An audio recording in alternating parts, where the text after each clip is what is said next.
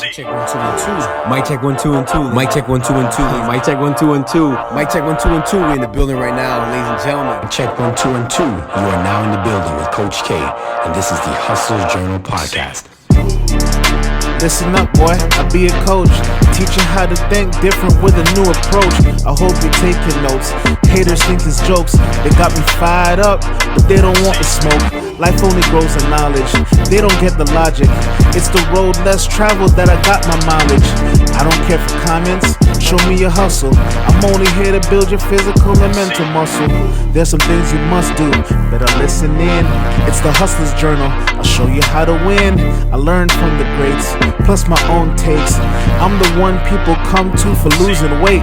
See, I aspire to inspire while you perspire. That's my empire. There's no time to quit. Don't care how you're feeling. You better stand up when Coach K is in the building.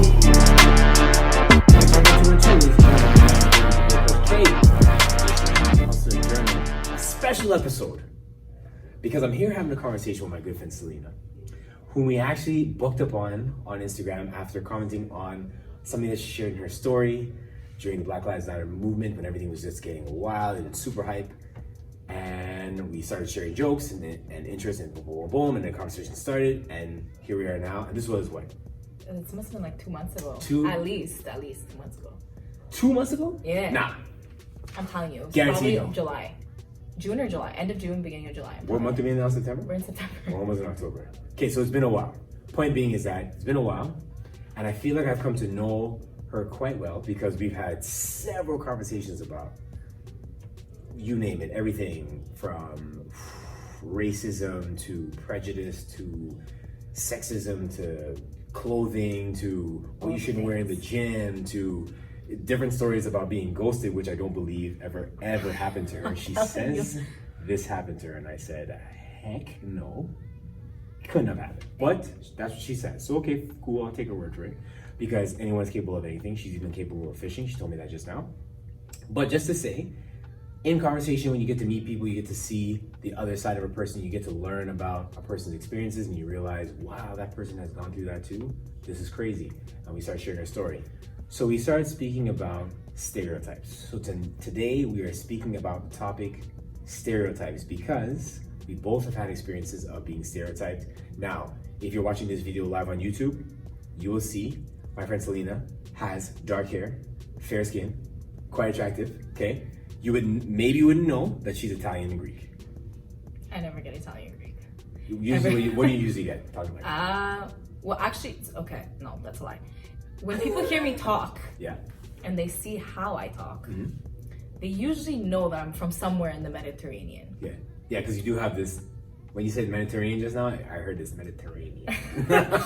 So, but upon first glance, I always get Arab. Usually Lebanese. Lebanese is the number one thing that I get, and then after Lebanese, it goes to Latina. I can see that Latina too. I get a lot, especially when my hair is curly. I can see that though. Always. I get Latina. I've gotten Brazilian. I've gotten Indian. When I'm tan, I've gotten Indian from when I'm tan. I can see that. I've gotten pretty much, and then as like a last resort, they're like, "Okay, you must be like Italian or something." And I'm like, "Yeah, I'm half Italian." And then they're like, "What's the other half?" And then the cycle starts all over. And usually, last resort, they stumble on Greek, but it's never the first thing. Especially if people hear my name, it's Seleena. Like that is, you hear Greek names. I just think I will fall in love. Actually, I'll leave that thing to after. And guys, I was named after her, actually, ironically. I had a feeling because fun fact, that's actually one of my favorite songs. Really? Yeah. I love that song. Maybe top 10. But the point being is that we've experienced stereotype because you look at her and you go, oh, and there's an assumption that she is of a certain race, of a certain culture, of a certain background. If you see her shape, you would assume, some people even have assumed things and they decide to compliment her in a certain way or comment on something or go in a different direction that's kind of like, what are you talking about, bro? And that is what we're going to talk about today as to why these things happen, how we can actually solve stereotyping, and how we can do that, because the conversation has actually led stereotyping to actually cease here. And this is why we're here today. We're going to be conducting this discussion. Unofficially, this conversation is sponsored by Cookie Bar MTL. Okay, I had a box of their cookies on Sunday. Diabetes in a box, but it was great. I'm so jealous. And I had the whole thing. I met the girl. I said, boom, can I get 6? She goes, which ones do you want to pick? I said, you pick for me. Met her in the parking lot of McDonald's. She goes, boom, here's this. Boom, in exchange. Sat in my car and I was like, is it like a homemade baking service? Like she makes it from home? Yeah. Ooh. See, this stuff makes me I should have so had the box. I sad. should have had the box today. Oh, this makes me so sad. But I'm gonna make sure that they get their shout out, they get their love, they get their flowers, because definitely they're an up and coming company. I'm all about supporting small businesses. So if you have a small business out there, please let me know. I'll definitely shout you out. Those people who are listening to episodes like this today. Going back to the topic, we are now 4 minutes and 55 seconds in. So, story on stereotyping. When I used to work at Nike years ago, 2002. Holy. 2002. I think it was about that. Okay. I was training this girl, black girl, and we were cool, we were vibing, whatever. And I have always been told, oh man, Kareem, you speak very articulately, like you know how to like communicate well, it's clear how you speak. Mind you, I speak super fast, but when I have to calm down and kind of be chill, I'm good with that.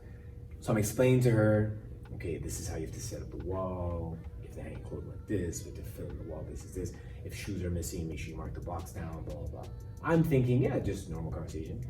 And her response to me, after she stares at me kind of weird, I said, is everything okay?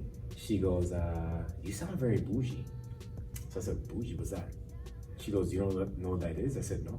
She goes, yeah, you sound white. Dun, dun, dun. So I said, whoa, No, wait a second. So I kind of was like, how can I respond to this? And I said, here is a teachable moment. I'm gonna teach you something. So I said, I sound bougie, which means I sound white. Okay, let me see if I understand this. So you're saying because I use correct grammatical terms, I sound white. She goes, no, that's not what I mean. I said, no, oh, hold on. Okay, so what you mean is that because I know how to formulate a proper sentence like I'm doing right now, which is probably confusing the hell out of you, I sound white. She goes, well, yeah, kind of. And I said, wow, okay. I said, let me tell you something, friend.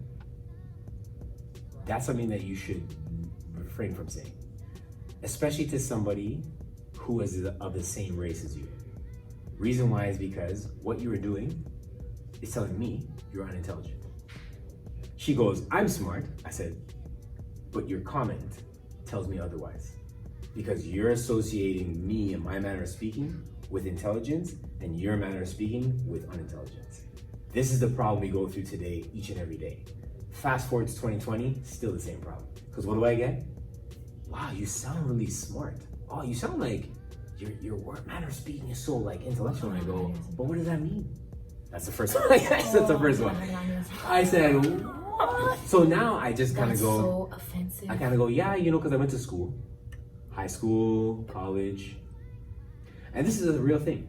I've seen many posts on Instagram about microaggressions and stuff like that. And I don't want to go into that deep of a discussion.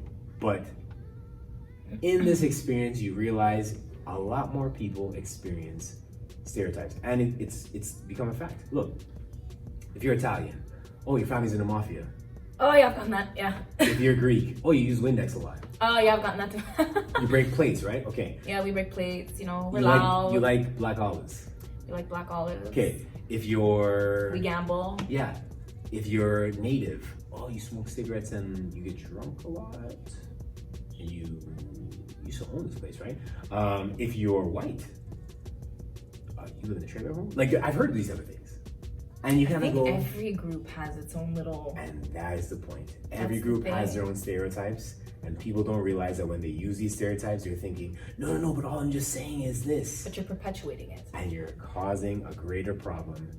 And that is an issue that's happening right now. We are creating a bigger problem than there is.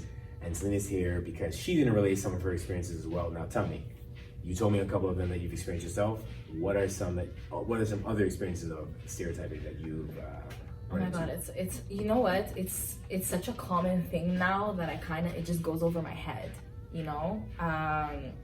Well, first of all, if we're talking, I've gotten this multiple times from men. They're like, I'll tell them, you know, I'm Greek and Italian, and they'll be like, oh, so you must be crazy, huh? Well, Greeks and Italians are crazy. And I was like, can you please define to me what crazy constitutes as? I mean, like, to say, look, I will say that in Greek culture and Italian culture, we raise the girls to have character, you know, got a little spice. We raise girls and women to be respectful, but to not take garbage from people. Cool. So that's why they, you know, like if you do something or say something that's out of turn, or, you know, we check you. Yeah. But to say that we're crazy, I remember I had a discussion with this guy and he's like, oh, you know what? I would never date a Greek. And I was like, why not? He turns around and he goes, you know, I dated a Greek girl once and she was nuts. She was crazy. She did this, this, and this. And I was like, okay, but you're taking one person to represent an entire culture of people. Just because she behaved that way doesn't mean we all behave that way. And the behaviors that he was telling me had nothing to do with the culture. Absolutely, he was like, she was jealous, that has nothing to do with being Greek. What, like, it doesn't even go in the same category. I had another guy tell me, oh, you know, I would never date Italians because they're crazy and the women, they're overbearing and they're controlling and they're this and they're that. And I just sat there and I was kind of like taken aback because in reality, Italian women will treat you like a king provided you're respectful. That's how we're raised. That, like, in my culture, we're raised to be a unit with your man. Your man's your king, you're the queen, you guys do things together and you treat each other with equal respect. As long as there's respect, there's no problems. And I think that's with any culture. Like, if you disrespect the woman, she's going to, you know, she's going to behave in a type of way. Yeah. As it's not exclusive to one culture. For sure. Which blows my mind. But absolutely, every time I hear that, I just aneurysm. For sure. I think I get the most bothered, other than when like black people are stereotyped. When I hear stereotypes in general, I'm like, come on, guys. Whenever I hear of it being of like a religious type of thing, you know, like, okay, listen, guys, media sensationalizes everything. Oh, you're Arabic, which means you are a terrorist, which means you bomb things. You must have bombs in your basement. Like, when people say things like that, you kind of go. Yeah, but you know what the problem is that these things are taught. Yeah. That's the problem, is that nobody just wakes up and comes up with these brilliant ideas about these things. It's taught to you. Yeah. So it's whose responsibility to unteach it? See, that's the thing that's kind of tricky because there's so many things that take you down a rabbit hole. I watched this documentary, probably people have seen it, The Social Dilemma or Social. I've been told to watch it. Should I watch it? Okay, so it's actually very good. Okay. But see, when I watch documentaries, I always go, there's always an underlying message to this, or somebody's getting paid to kind of like promote their something, right? Most documentaries I find have been like that. There's never kind of like well, you can see things from both sides. It's usually like, we're going to show you the bad side of everything, and then but follow this. So I kind of take it with a grain of salt and go, okay, cool. But it does teach you a lot, right? And it makes people act quickly, you know? You see a documentary about eating meat. All of a sudden, everyone goes, yo, I'm never eating meat again, this is crazy. And I go, yeah, okay, that's great. But do it because you educated yourself on something and you decided, made an educated decision to not do something. Don't just jump with everybody else because everybody jumps. Okay, I'm gonna jump too because that's the trend. Everything ends up being trend. Anyways, going back to the point of the documentary, a lot of things they highlighted as far as like what these companies and what these algorithms do to make you go the direction you go. So you go from like one thing and then they go, oh, you snapped into that. They see they time how long you've been on something and they punch you in another direction. All before you know it, this rabbit hole is like, and I watched it happen with my wife. It's crazy. She'll sit on Facebook, watch a video about hair. Then it goes to another video about hair, another video about hair. Then it goes to hair nutrition. Then it goes to this. All of a sudden she's buying vitamins. I go, oh, what the heck happened? She's like, oh, I saw this thing about that, and because of the vitamins, they're gonna help my hair grow, and it's gonna help me healthy, but this. And I'm like, what the heck? How'd you get a segment about curling your hair to vitamins? And that's what they do. It goes, Yep, it takes it's you down this true. whole path. So when people look at videos of like racism or somebody speaking on like coronavirus is a hoax, it goes all of a sudden you're down this path.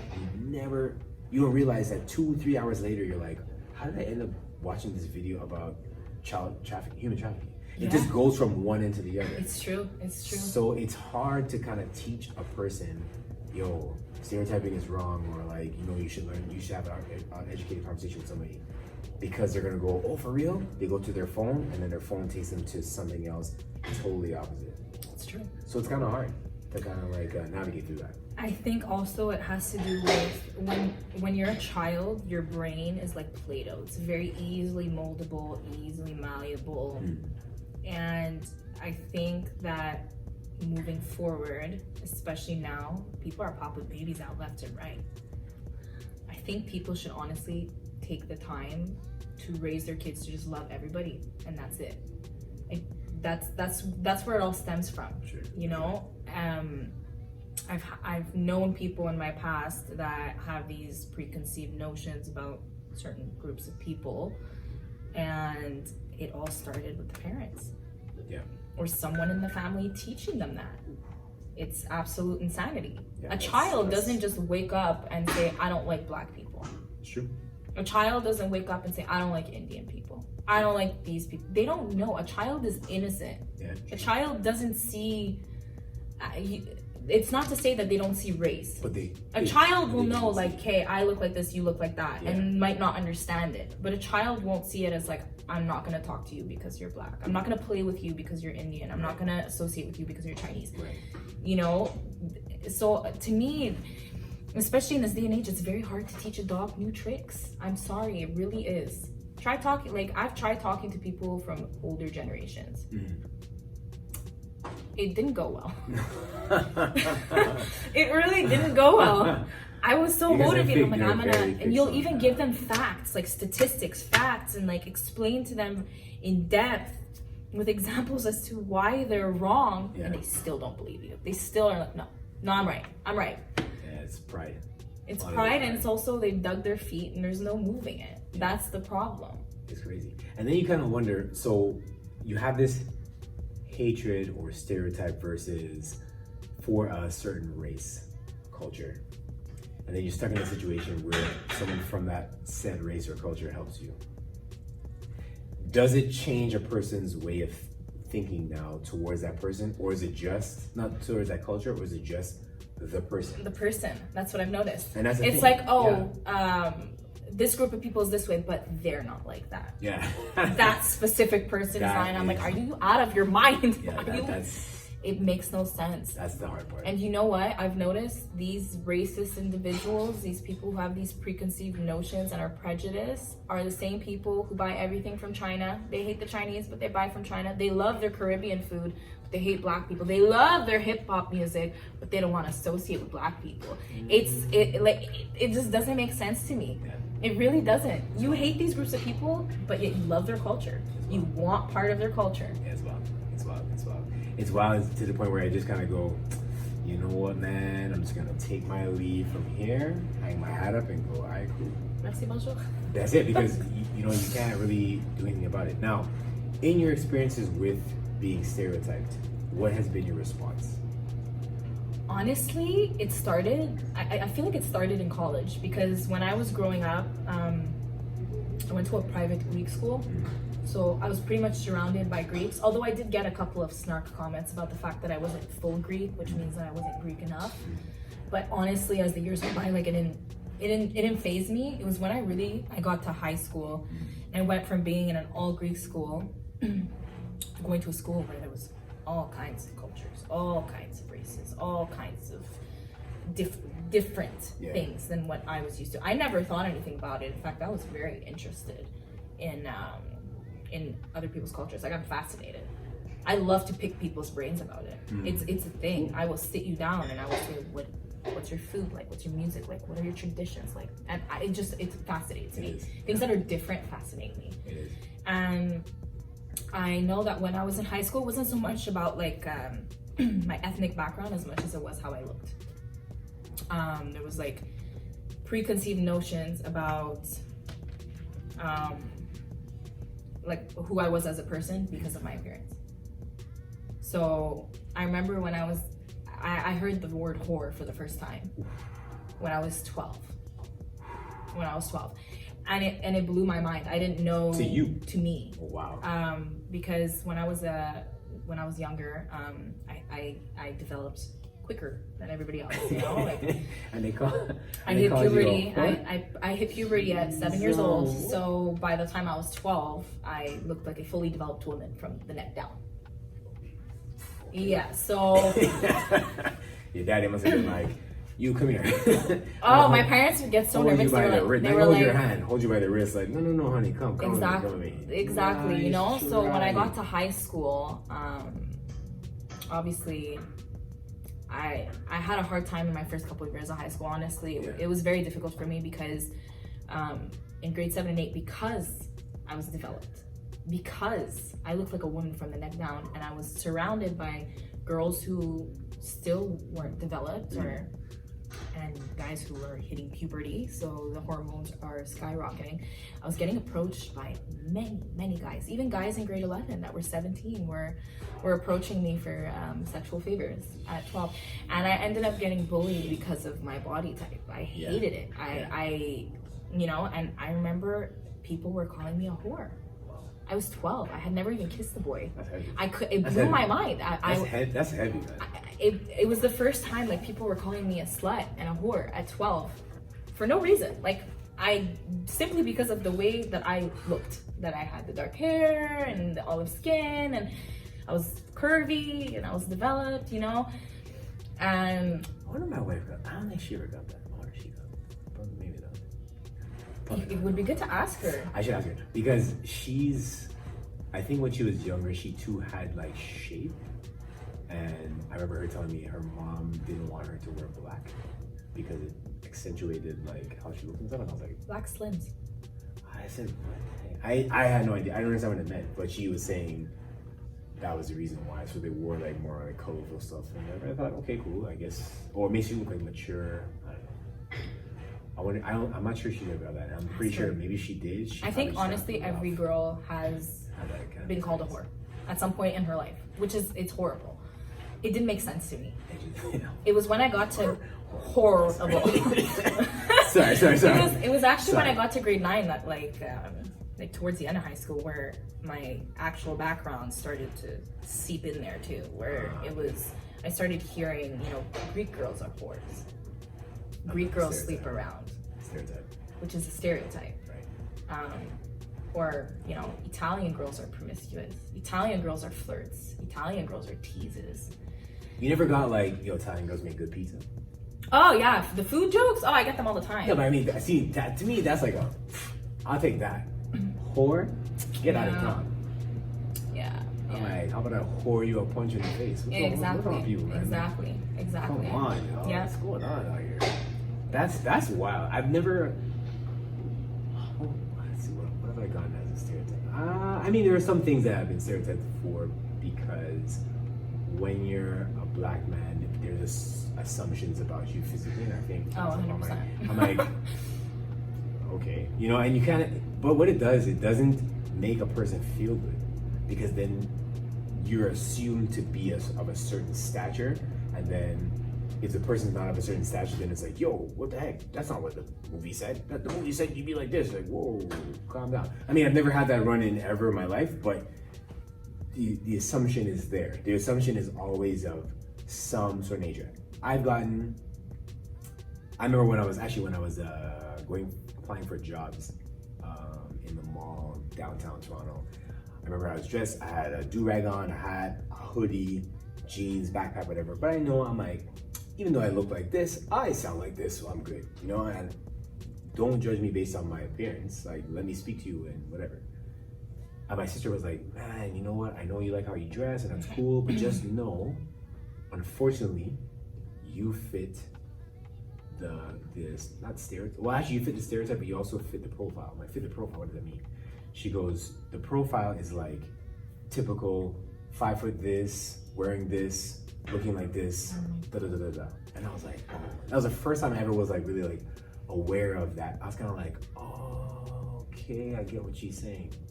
So it really resonated with me from then, even till now, that I kind of go, in my head, I kind of go, okay, don't appear like this. Make sure that you don't do this. But then you think to yourself, yeah, but you're not being yourself. If that's how you'd rather carry yourself, there's nothing wrong with that. As long as people understand that you're not what they assume you to be. And the only way you can do that is if you have a conversation. But like, how can you go talk to all the people? But that's the thing, is that, but see, today, what happens is people allow internet, social media to teach you. Oh, social media is the devil. But I'm telling you. They allow the internet to teach you. Whereas I learned a lot about having a conversation going, yo, I never thought of that. Oh no, you had this experience, that's crazy. I could have been like, I could look at your profile and go, she's like this, yo man, she must well, I have this assumption about you, but to me that's not right unless I ask you a question. Until I ask the question, then I'm proven wrong, then I go, oh, okay.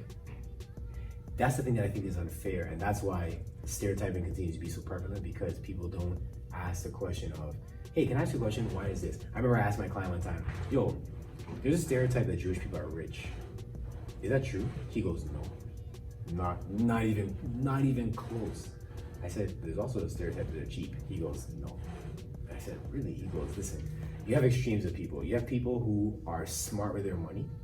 That doesn't make them cheap. They're just smart with their money. I said, frugal. It's called being frugal. There you go. So he says, there are some people who have invested well, and as a result, they're able to do things with their money, but they also contribute a lot to the community, because there are people in the community who don't have as much as, let's say, this person. He goes, I happen to have a nice house, I drive a nice car, and I have a summer home. But there's someone else that could live on my street that is barely making it. It's because everybody's experience is different, so you can't group everyone together. Like, he goes, when I first met you and I heard your name, I thought you were Muslim.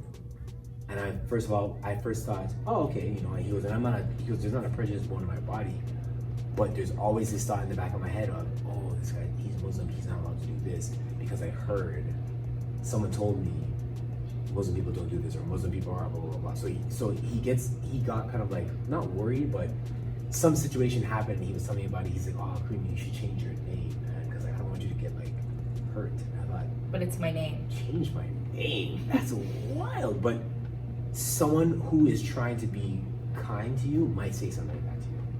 Oh, you should like lighten up your hair because you're gonna get called a whore.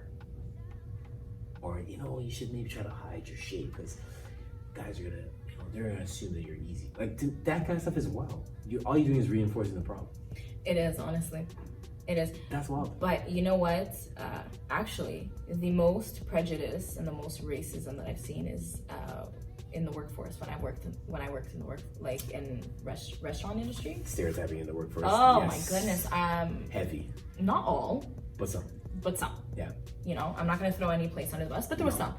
No. There was one restaurant that I had worked at where one of the waiters had a list of people that he would serve, and only those types of people, like air quotes, types of people. So he wanted old white couples, young white couples, basically nothing ethnic. And I asked him once, I pulled him aside and I just picked his brain and I asked, why is that? He started going through the list. Arabs are very demanding, Black people are cheap, Jewish people are cheap. Like, he just started going through the list. And I go, how do you know that? Like, how can you make that assumption about all of them? I'll tell you this, okay? When I worked as a bartender and as a waitress, the most tip that I got were from ethnic people. And that's straight facts. You wanna know why? Now let's put ourselves in like a Black person's perspective, okay? Now, hypothetical, that's the stereotype amongst the waiters. Black people don't tip well. We'll just use them as an example. Sure. When you go to a restaurant and you know that a waiter doesn't want to serve you, and you can feel that their vibe is that they're just not happy to be around you. Right. Are you gonna tip them well? Of course not. Of course not. You get tipped I'm gonna based on your say, I'll service. say you're a bro. But- yo, come here for a second. But What's that's your the problem? thing. What's the problem, fam? You good? You straight? But that's Alright, I what just I'm wanna make saying. sure. You know, you'll see the same waiter go to another table and they're going to check on them and they're being super friendly, and then they come to your table and they've got this smug look because they don't want to be there. Yeah. Don't ask me to tip you well. I'm tipping you for a service. If I'm not getting that service, if you don't make me feel like I'm wanted here and like I'm at home, I'm not tipping you well. Period. And it doesn't matter. And I'm telling you, I remember I served this black couple. I think they were maybe in their 20s. They're super nice people. I was talking to them. I was having conversations with them. I kept going to check on them. There was something wrong with their food. I brought their food back. I gave them free dessert. Like, I really gave them a good service. But granted, I gave everybody a good service because I treated anybody who came and was being served by me like they were in my home.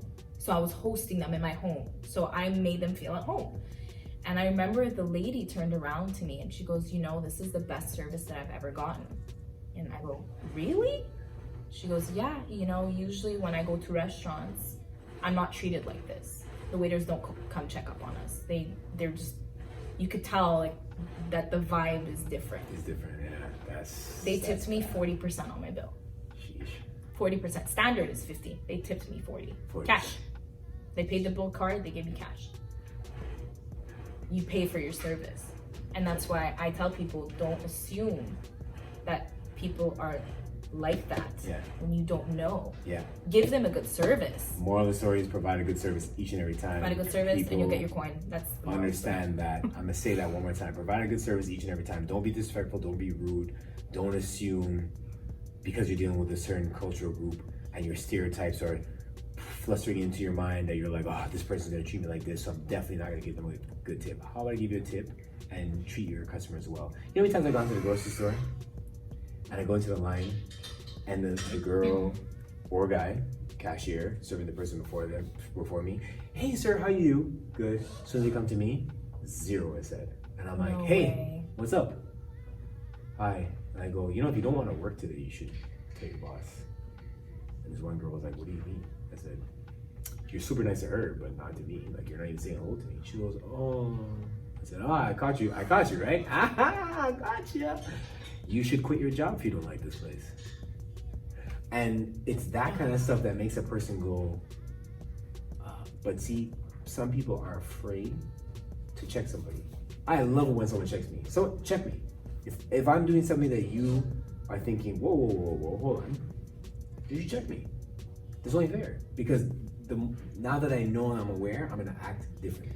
Yeah, but that's the problem. I think, honestly, for a generation that grew up on Family Guy, we're a very sensitive generation. It's unbelievable. You can't say anything with someone trying to prove you wrong, or telling you you're wrong, or somebody trolling you and ripping into you. It's unbelievable. I could literally post a status saying, I believe the sky is blue, and someone's gonna send me a message and be like, actually, the sky is aquamarine. That's what it is now. It blows my mind. You can't say anything without offending somebody. Everybody's got something to say. People, if you have something to say, just be polite, be respectful. Don't be disrespectful. But also, if you work in the customer service industry, serve your customers well, treat them like gold, and you will get gold back. That's just the way that it works. Don't be disrespectful and be like, yo, I'm not to this person because, I'm not a service person because I know that usually they're people, they're kind, they're gonna do this to me. But they're kind. Fam, don't even make me get gritty on this microphone right now. I'm trying to keep it peaceful, my friend. Seleena, aka Gomezia. Ring up me Sally. Ring up me That's Sally. what you always say, ring up me Sally. Yo, when I I said Sally, oh perfect. There's always a song associated with someone's name. Don't know. You know what time it is, guys. I'm wearing a sweater that says Toronto versus everybody because that's where I'm from. I don't care. Oh, you're from Toronto? That's right. Oh, it's true, you are from Toronto. 6 side all day. Listen, the greatest day in Toronto, two of the greatest days in Toronto history, okay? Blue Jays won the World Series in 1982. Yeah. The second time. And when the Raptors won the NBA Finals last year, I was in Toronto, downtown. It was amazing. There were cops dapping people. People were on top. I don't know how they got on top of a TTC bus and burned it. I have no idea. Are you serious? It was wild. People lost their minds. I think I have video. It was wild. Oh my god. But it was like, yo, I got home at 6 a.m. and I was like, this is great. This is great. So I'll always represent where I'm from. Of course, I live in Montreal now for the past 12 years, and I love it. Love the city, and I haven't experienced. Maybe I have experienced stereotyping. I've had people say things to me, and I kind of had to call them out on it, and I go, "Yo, what do you mean by that?" "Oh no, I wasn't saying that. No, I was just kidding. I was just joking." I'm like, "Oh, okay." But you know, there's truth to every joke. Oh, 100%. That's what my mom always said. She said there's always truth to some of the jokes. As Some of the jokes. as soon as you say something that's a joke, and you go, "I'm just kidding," if you keep But repeating you're it, not kidding. I'm like, yeah, that's how you really feel. But that's okay. It's okay. Just let you know one day it's gonna come back to bite you. And it's gonna be a teachable moment. You're not gonna like it. You're gonna get extra sensitive. You're gonna send me a text message later on and say, "I didn't like the way you spoke to me in this manner because I was just trying to be." Oh, but see, even that this." drives me nuts. If I go, someone's in your "Yo, face bro." and you don't like it, just say it. Why are you waiting to send it by text? Yeah, just Text is not even. Listen, I like texting, but for certain topics, I don't feel like it's appropriate to be sent by text because when it's through text, you're reading it and writing it one way, and I'm reading it and interpreting it another way. Yeah. You could be telling me, "I hate when you do that," blah blah blah blah blah, and I could be reading it as like, "I hate you." Yeah. You know, it can be interpreted and I'll give you a perfect example. Misinterpretation, which is what fuels stereotyping. But this has nothing to do with stereotyping, just misinterpretation. I sent an email out 2 days. No, today's Thursday. Okay. Thursday, yeah. Monday or Tuesday morning. I sent an email out. I thought it was like well written. I sent it to several people. I read it to my wife. She said, "Yes, but just make sure that you mention this part." I said, "Okay, cool." Revised it, boom, boom, boom. Sent it out the next day. Do you know I had someone tell me yesterday, "Oh, some people understood it to mean this." And I go, "What are you talking about?" And it was like, so then I asked someone else to read it. And I go, "Yo, read this. Tell me what you got from this." And they're like, "Well, where's the misunderstanding?" I'm like, "What did you understand from it? That you can't do this right now, but you're gonna do this at some point next year. So that's why you're giving people a refund on their money, blah, blah, blah. I'll tell you the story later." And I said, "Yeah, see?" She goes, "Where's the misunderstanding?" I said, "I don't know." She's like, because people don't read. They see. They don't read between the lines. Instead of reading a whole sentence, they read Parts. one. And it shows people attention span is way too short. This whole pause should have given people time to actually sit down and read sentences. Don't even worry about learning stuff. Just read. Learn to read. A lot of people don't know how to read and they don't know how to listen. So then when they take in information, they hear something, they don't listen to what the person is saying, and then confusion starts. And then miseducation begins. So it's just like you said, "I hate when you do this." And I go, "Oh, she says she hates me. Oh, now she hates. Oh, now she's gonna ghost me. Oh, now this is gonna happen. Oh, great." I don't ghost people, I get ghosted. And now all of a sudden, that's a lie. And then now all of a sudden, the cycle starts, and then this is how things happen. You know what it is? I think it's because our society and our generation is always, there's so many distractions. You cannot focus on one thing for your life. No. I'm telling you, there's social media and there's news and there's music and I'm telling you, especially I realize that doing online schooling. Yes. When I'm in a classroom and my phone's put away and it's dead silent and everybody's just sitting there quiet, I'm able to focus. Yeah. If you put me in front of a laptop and my phone was, I'm checking my phone, I'm checking the time, I'm making myself snacks. You open the fridge door. Last week, I was cooking a full-blown meal because my mom came back from the States. I was cooking a full-blown meal all whilst doing a lecture. I had my earphones in my ear and I was taking notes and cooking all at the same time. I thought I was bawling because I'm like, "Oh my God, I'm so good at multitasking." But then looking through my notes, I was looking at it and I just said, "Oh God, this doesn't make any sense." Yeah. I have no idea what I just wrote. I don't even know what I missed. Honestly, that's what it is. That's why people don't read, is because we're always go. Everything's fast paced and there's so many distractions now. Yeah, way too fast. I notice that even when I do things when I run, I've taken up running. I've taken a serious interest in it for some reason. I don't know why. I hate running. Really? But you're running. Fun fact, I have a t-shirt that says "Running sucks." And you wear it while you run? No, my wife I think uses you should. it. My wife uses it to dry her hair. she washes plops her hair. and she's She like, does the plop. She goes, can I just use this shirt? Yeah, And I'm cotton like, t-shirt. Yeah, because it prevents breakage and frizz. Yeah. She's. But you should she's borrow something it. to do. And I It's just, okay. yeah, It's too tight it's now. a thing. Because she shrunk it. I was like, okay, great. But Oh, I I told you to had wear that it shirt. when- I used to wear it a lot, and everyone's like, "Oh, you hate running it." Just like I have a disdain for spinning. No disrespect to anyone who does spinning out there. I'm just not a fan. But Yeah, I'm not a fan of it either, but I started biking now. Well, I mean, I have a bike in my house. I'm like, well, I gotta get around just in case someone needs the car, and the bike seat really hurts. But anyways, that's another story for yeah, another day. that's why I don't like biking. It's very uncomfortable. You're like riding, you're going, wow, this is not good. Anyways, the point being is that I found something that allows me to focus. Because I can run and I can go, my path is this way. But there's this happening. There's a squirrel. There's this person over there. Tunnel vision. But it's almost as though you have this thing, you can kind of see things in your peripheral, you can hear stuff, but you're always like this. It's kind of like tunnel vision. So I do boxing with clients. Boxing And is I'll amazing. literally go, you have to stay focused on me. You can't lose me. If you lose me, I'm gonna punch you. And I watch some of my clients, they're watching me and then they go. And I go, look at me like this. Look at me, focus. And they're like, okay. And then they look away. And then they do something and then they mess their footing up and stuff and they're all confused. Happens to all of them. And I go, you gotta be zone. It's true. Zone.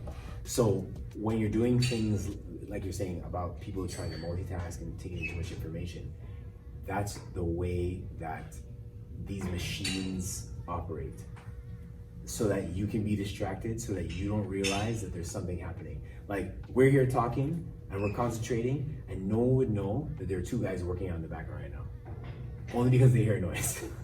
Oh no, I know they're working out in the background. But some people I'm the would- type I scope the room before. But some people would never know that my guy Ryan is here, working out hard. Really quiet. That's No, okay. it's okay, That's it's fine. okay. No one ever know that. Get those muscles. Everyone's get gotta get it their work in. No one ever know that my guy Put in Ryan the is here. He's here with his dude, and they're doing a thing. But because we're so focused, it's like I could be like, yo, Ryan, people get distracted so fast, I know. and then you miss information. So when you read a sentence, you miss the whole thing. So when I ask somebody, did you listen to what I just said? Yeah, I got it. Okay, what I just say? Crickets. Okay, so pay attention to what I'm saying. I'm gonna say it one more time. They still don't get it. My God, my mom's like that. She used to do that to me when I was a kid. She would say something, and I obviously wouldn't be listening to her. She'd be like, "What did I just say?" Yeah. But then I got really good at like taking whatever she says and just absorbing it and then tuning her out. It's hard. It's very hard, but you know what? The thing about boxing is true. Years ago, Yeah. one of my friends was a boxing instructor, so I tutored him, and in exchange for my tutoring services and helping me with his schoolwork, he told me, "Oh, I'll give you a couple of boxing classes." That was when I realized that my brain could not think of anything, because the first time that we were doing like sparring with the gloves, you know, he kept telling me to put my hands over my head, like in front of my face. He's like, hands up, hands up, hands up. And I would have my hands up, and then my brain would start to think of things, and I put my hands down. You should have seen how fast this guy took the glove and was like on my head. He's like, focus. He did it like 15 times. Yeah. And then finally I was like, I'm gonna focus.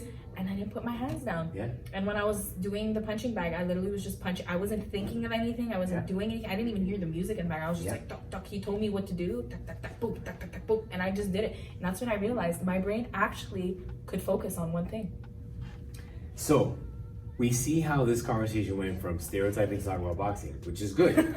But it's good because it shows we're having a conversation here, bringing it back even to the topic of the stereotyping, to understand. If we rewind back for a second, people missing information, we rewind back a second, having to do with being educated. So people are missing reading between the lines or listening to understand where a person is coming from, their background, how they came up, how they were raised, to understand that there are differences in all cultures, and we should take the time to listen and learn, because then we'll get to actually learn that not all people who are of Italian descent are in the mafia.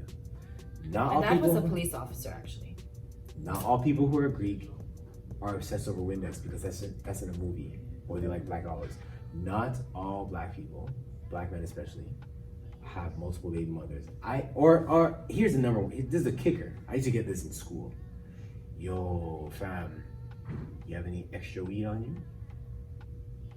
They just assume you smoke. Extra. Not do you have any or happen to know anyone that has. Do you have extra? I said, do I smell like weed? They're like, nah. Why would you assume I had any? Stereotype. So there's always something that's gonna make us assume. You see an attractive girl, she might be very shapely. All of a sudden you assume, oh, she's wearing that, you know what that means. She gives out pretty easy. No. Maybe that's the only thing that can fit her right now. Because maybe her social status, she's not making that much money, but she plans on going shopping to get something that's a better fit. But for now, this is what she has. We gotta stop assuming things. You don't know what people are going through. You don't know what people are going through. I went to visit a friend today I had to go pick up something. And I asked him, so how are you doing? And he's like, man, cancer came back. I got this in my cancer in my neck. I got this happening this and I was like, wow. And I'm here stressing over like menial things that are not even close to what people are going through. So we never know what a person is going through. So when people make comments of a stereotypical nature, you don't know that that person has received that comment 17,000 times. You are now 17,001. And when that person reacts and responds the way that they do, you can't get upset and get sensitive and go, well, I wasn't trying to say anything. I was just trying to say. No. You know what? If you don't have something nice to say, don't say it at all. Period. Don't even bring it my way.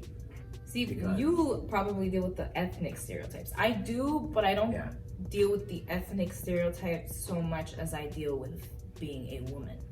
I get female stereotypes. All right, so tell me about that. Boom. The biggest insult nice. that I can. 46 minutes in, guys. Make sure you listen to every second of this. Bam, let's go. Wow. I feel like I can conquer the world now. I'm telling you, you're like, go get him, yes. Go. The biggest insult that I ever got was actually from a teacher. And it was him telling me I don't look smart. Okay, wait. Now I said, when you said I've gone fishing before, would you ever believe I've gone fishing? I said, yeah, I could believe that because I could believe anyone has done anything. But you're like, no. Look at me, I can never go fishing. For someone to say something like you don't look smart, please tell me you bombed this guy. I checked Just kidding, him. I did. No. I checked him because I challenged him and I said, well, can you please explain to me what your definition of looking intelligent means? What does that mean? Teachable moment part 2.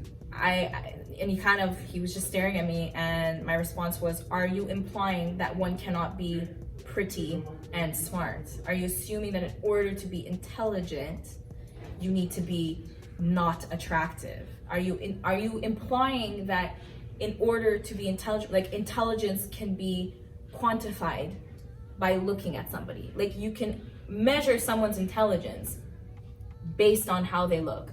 I don't know if you know who Dr. Mike is. Shout out to Dr. Mike. I have a huge crush on Dr. Mike. Shout out to Dr. Mike. I have no idea who that is. I will show you Dr. Mike. Perfect. He is beautiful. Yeah. And keyword is he's a doctor. Yeah. Even he was saying in one of his episodes that people are often shocked that he's a doctor because of how he looks. Yeah. Because he's a very attractive man.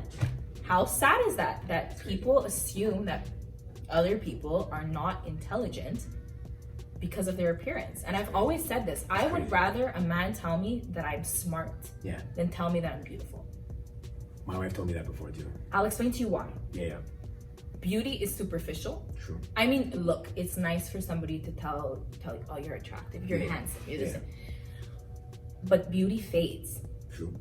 In 30 years from now, 40 years from now, 50 years from now, I'm not going to look the way that I do right now. How old are you now?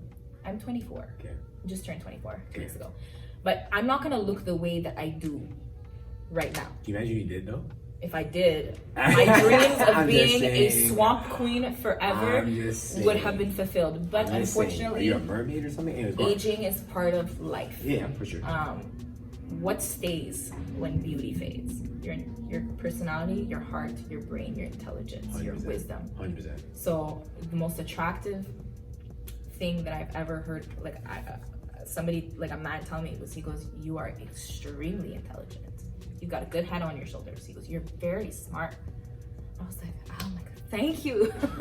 Thank you. Because it gives you some validation that there's more to the person behind how they look. It's almost offensive when I can see that. Men tell me in a surprised manner, like, oh, you're smart. Yeah. They go, Thank you you. know how to, they're like, oh, you know how to add? That's crazy. Oh my god. You could spell. I could way. spell. I always, it's That's so wild. funny because That's every time I crazy. tell people, like men, what I'm studying, Yeah. I always get the same face and it looks like this. Always the same one. What did they expect you to study? Makeup? Probably. Or like Probably. fashion? Like they'll ask me, oh, what are you studying? And I'll say, I'm in biopharmaceutical technology and Yeah. I'm going to specialize in regulatory affairs. And Wow. they kind of look at me like, what? And I go, and they're like, what does that mean? I said, I formulate medication, I manufacture medication, I test medication, chemistry, physics, all of the science things. Now, before you continue with that, okay, let me just backtrack for a second. A person who's studying makeup or beauty or fashion, okay, there are some very intelligent people I've met who study beauty, fashion, okay, but they get stereotyped because of what they study. It's assumed, oh, yeah.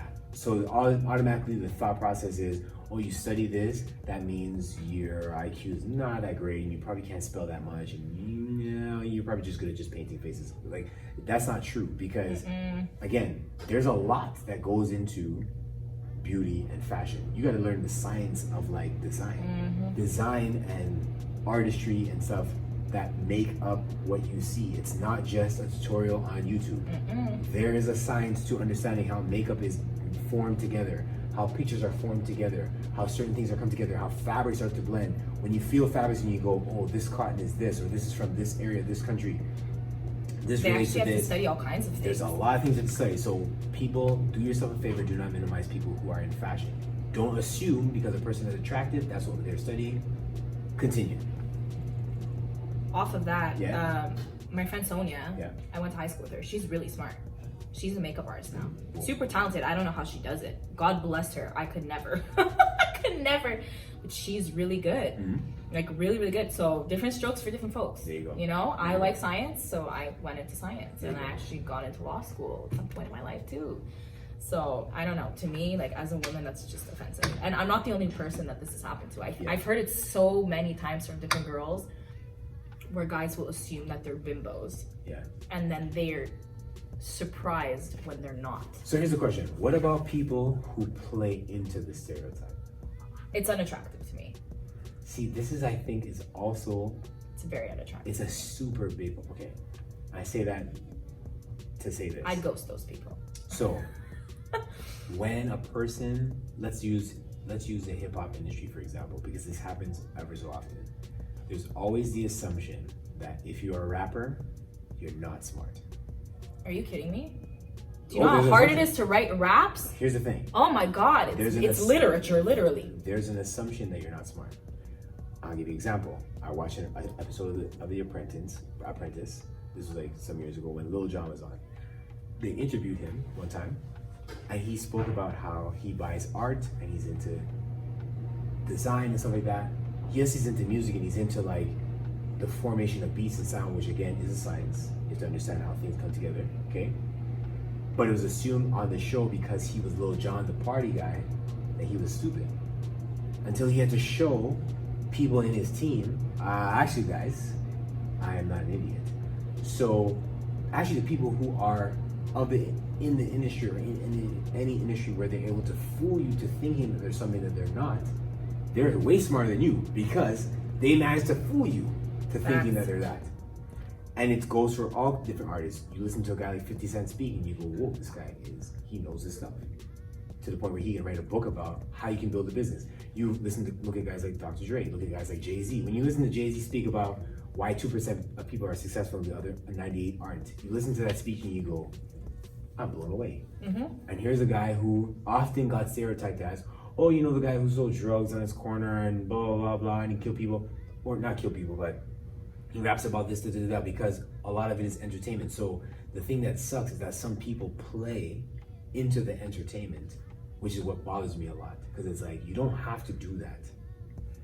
Even females who are assumed to be of a certain, I don't want to say stature, but let's just say because of their shape, because of how they present themselves, because of how they look, it's assumed that they're this. So they go, well, I'm going to make money, I'm going to do this. And it's like, you don't have to do that. You can do things in different ways. Like, I get it that you can make a lot of money from maybe presenting yourself in a certain way or a certain light, but it doesn't make you look. It doesn't contribute to the conversation in a positive way. I don't think so. It really doesn't, to be honest with you. Especially with, I was actually having a conversation about this with one of my friends. Social media really, it does a lot of damage. And in 2020, it's all about body positivity and loving yourself the way that you are, and which I agree with. But what I don't agree with is the hypocrisy behind it that perpetuates this idea, like that the issue with, you know, women being perceived in a certain way has to do with the fact that women are sexualized. True. And sex sells. Very So true. I go through Instagram sometimes and I literally laugh because you'll see we'll use the two examples, and this is just a trend that I've noticed that reoccurs. Okay, so you have two girls. One is super curvy, missing ribs, huge butt, big boobs, big lips, long hair, you know, the IG model phenotype. And then you have somebody who looks normal. The IG model posts a bikini picture, half naked, butt out, no cellulite, everything airbrushed. And people are writes a nice long paragraph about how we should all love ourselves and, you know, be confident in who we are and da-da-dee-da-da-da. And they get praised for it. And then you have somebody who looks normal, who has cellulite, who has stretch marks, who has texture on their skin, post the same exact photo, and they get ripped in the comments. So basically what society is saying is be body positive. But you gotta look a certain way. But you gotta look a certain way to be body positive. And I don't like the hypocrisy because what people don't realize, these IG models are perpetuating a standard of beauty that doesn't exist. They themselves don't even look like that. They edit their photos. I'm sorry, but your waist cannot be the size of a hair elastic. And then your butt about as like this wide, and then you have no thigh, no cellulite, no stretch marks, no nothing, perfect skin. Like it does, that doesn't exist. And even these models don't look like that. And because they've gone through the cycle where they've edited their photos, now people think they look like that. It's a cycle. Now they have to edit their photos, and now they have to find a way to look like that, because now which if I is see you how in the real surgery life, starts. You know. if I see you in real life and I go, oh wait, you don't look like that. And then you have the other extreme where it's normal people. And they get, I follow this woman, I don't know what her name, I can't remember what her name is. She's this beautiful black woman, like stunning. And she has stretch marks from having a baby. And she posted a picture of her stretch marks saying that she's still adjusting to, you know, the fact that her body now looks different after childbirth. And that, you know, she does have these stretch marks, but she's starting to love them. And the reason why she didn't love them was because society told her not to love them. And I went through the comments, and about 50% of them were, you're beautiful, this, that. The other 50 were, you're disgusting, take this off the internet, I don't want to look at this, da-da-da-da-da-da. It blew my mind. These are normal things. Like, this woman grew an entire human in her body in the span of 9 months. Obviously, her body stretched. She grew an entire human. It blows my mind. I'm gonna take the next 3 minutes to explain something. Okay, to every woman who's listening to this right now, and who is enduring this kind of like mental anguish of understanding body positivity and stuff, and being like ridiculed for the way that they look. Okay, I'm gonna help you guys understand something. I'm a married man. I've been married for 11 years. Been with my wife for 14 years in total. My wife has stretch marks. She has hair on her legs. She has all kinds of things that are obviously considered as flaws. She has stretch marks. She has dimples. She has this, that, whatever. Do I really care? No. Doesn't matter to me. Doesn't even faze me. I look at her the exact same way I looked at her the first time I met her. Same way I look at her now. Even better, because her intelligence, her humor, her energy, everything just makes me go like, I know I made the greatest choice ever. Boom. Perfect. Okay. When you have perceived flaws, ladies, understand something. There are guys out there who rather that. You know why? Because we know and we understand, if we see you for who you are and see you in that shape, in that state, trust me, if you got flaws, we saw them already. We don't care how you try to hide them. Show them. Not a big deal. It doesn't matter. Because if I know, I have seen thousands of pictures of my wife on fire mode, on fuego Your wife mode, is like beautiful. It's times 1,000, okay? Unbelievable. And when she wakes up in the morning, she's kind of like, you think you think I changed anything? No, because I know how she looks. I know exactly what I'm getting. I don't have to guess how she's gonna look today because, whoa, she didn't put her makeup on. Whoa, she didn't put this on. She didn't do this. She didn't do that. She didn't try to like put her waist trainer on to accentuate her shape and her this. Not that she has to, but she doesn't need to do that. Ladies, you don't need to do that. Be yourself, be you. Understand that there are guys out there who know these pictures are fabricated. There are guys out there who know what it is that they see out there is not real. They know this. To be honest, We most guys don't like care. it.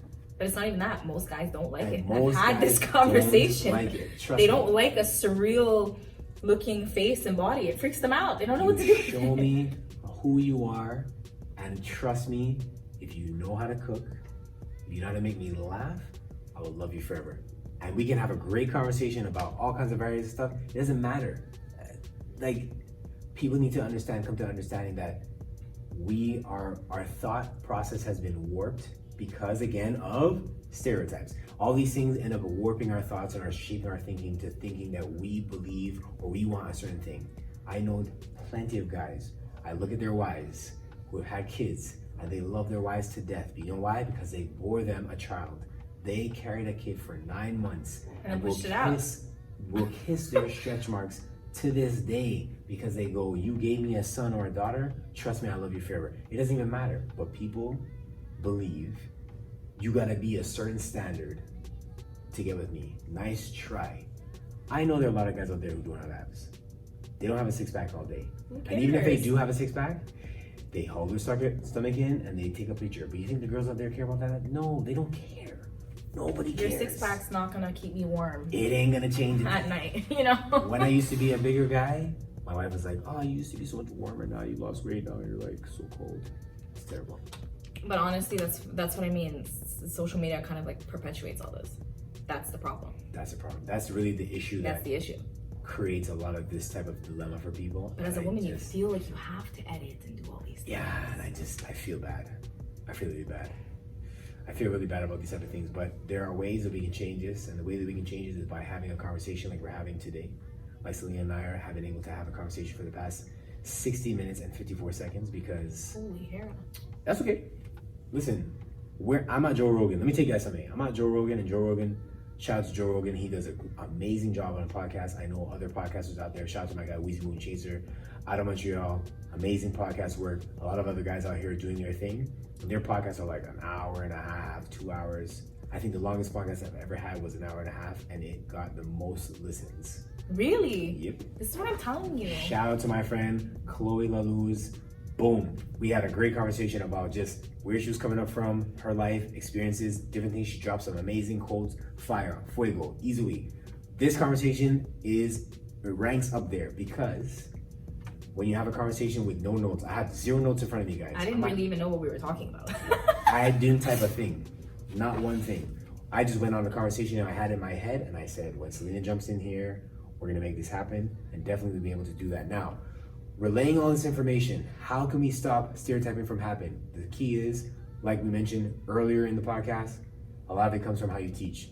Teach your kids to love everybody. Teach your kids to take an understanding of everyone. If you know that your child has an interest in another race or another culture or another ethnic background or anything like that, don't shy them away from learning about it. Don't put things in their mind to think, oh, but you don't want to talk to them or hang around them. They do this, they do that, they do that. Some of the greatest conversations and some of the greatest friends that I have today are of different background. Because when you get to learn how all tastes and flavors come together, you realize whenever everyone speaks about a melting pot, the taste of it is actually pretty dope. I love Italian food. I love Greek food. Gang, gang. Put them all together. Can you imagine Spanish Capitan pizza? Fire, okay? So the moral of the story is, or the moral of the conversation is, have conversations with people. If you don't know and understand something, learn. Sit down, talk to someone if you don't know them. Sit down, have a conversation with them, and learn about their culture, learn about their background. Why is it that people are perceived to do this? Why is it that it's assumed black people do this? Why is it assumed Italians do this, or Greeks do this, or Jewish people do this, or Muslims do this, or Indians do this, or any other culture out there, Asians even. I'll tell you a quick story. I went to Japan, greatest trip of my life.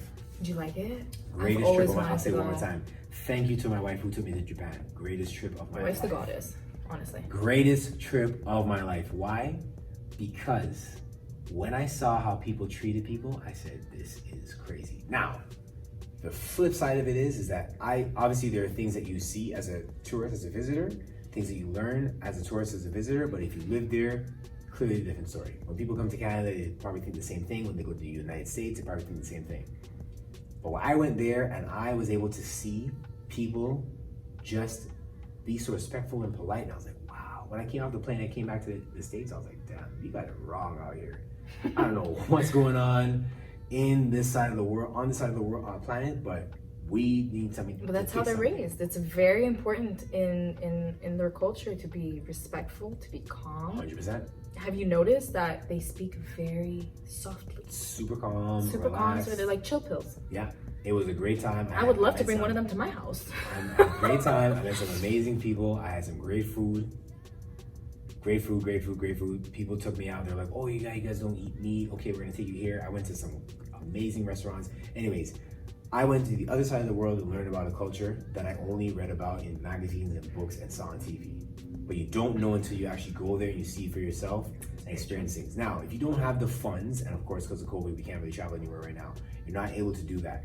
Do yourself a favor, sit down and talk to somebody that you know and learn. Understand their culture, understand their backgrounds, understand women, the things that they go through, and learn why it is that they go through these type of stereotypes. And maybe it'll adjust your mind and adjust your thinking, because maybe you've learned something through this conversation for the past hour and a bit about Black people being stereotyped, Italians and Greeks being stereotyped, all other cultures, genders being stereotyped. We experience so much out there, and all we need to do is just listen and have a conversation like we did today. I thank Seleena for coming through. Now, I begged her. Oh no. I begged her, guys. I begged her. I said, guys. I said, Seleena, please, can you please sing? Please. She said, okay. All right. I reluctantly said okay. But she said reluctantly okay. Do you want me to sing you the Seleena song?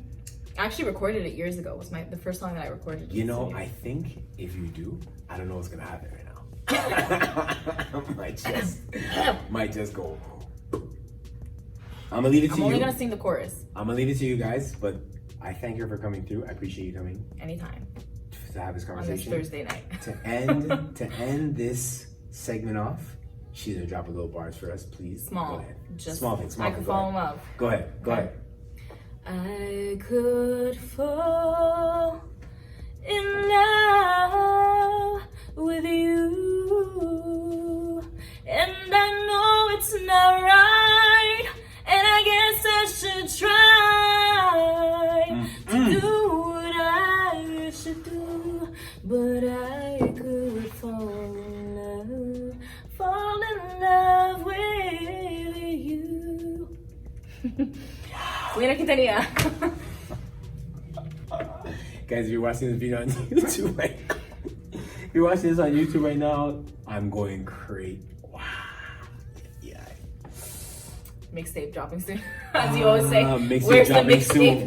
The conversation we had, I told her, yo, where's your mixtape? I don't know about that. I don't know if I do that. Next thing you know, I'm seeing her in IG profile. She's dropping songs. She's throwing me this. Oh, yo, I recorded this the other day. I did this cover. Please let me know when there's a mixtape coming, because wow, that was amazing. My chest is burning. But to end this off, guys, learn about each other, love each other, learn to live with each other, because all we have is each other, especially during difficult times like this. We need to learn and grow, and the more that we can find teachable moments to teach each other, to educate each other, the more we can grow as people. We may not be able to solve the world's problems, but at the end of the day, if I can solve my understanding by having a conversation with someone that I don't know, or having a conversation with someone I know and learning about their culture, learning about their background, and really understanding what it is that they have to go through, it gives me a greater appreciation for them and for that culture and for that people. And with that said, this is your boy Coach K. This is Seleena. Ring off Misali. Ring off Miss Sally, guys. It's a Hustler's Journal. See you guys soon. Peace out.